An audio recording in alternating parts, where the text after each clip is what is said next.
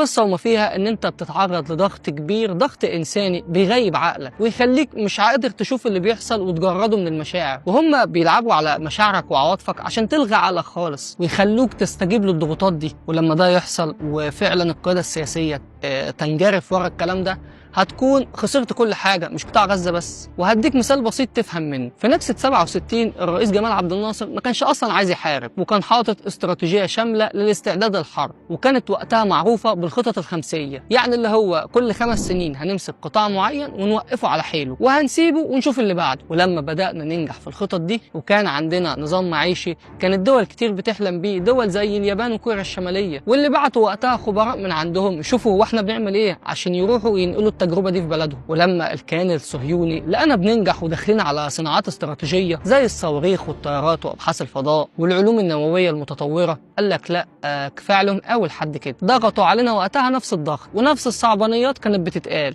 واتهموا وقتها الرئيس الراحل جمال عبد الناصر انه خايف وجبان وكمان عميل. وللاسف وقتها استجاب للضغط ده وابتدى يتحرك ويصعد، وكانت النتيجة ان كل الخطط اللي حطيناها باظت، ارضنا راحت ورجالتنا ماتوا واقتصادنا انهار ومستقبلنا ضاع، واكتشفنا ان اللي كان بيسخننا على الحرب اتاري كان متفق مع العدو. وادركنا بعدها ان مصر اصلا كانت متباعه من الكل. والنهارده لما نيجي نفكرهم بالتاريخ ونقول لهم ده احنا عملنا وعملنا وعملنا وسوينا وضحينا، يقول لك محدش قال لك اعمل حاجه.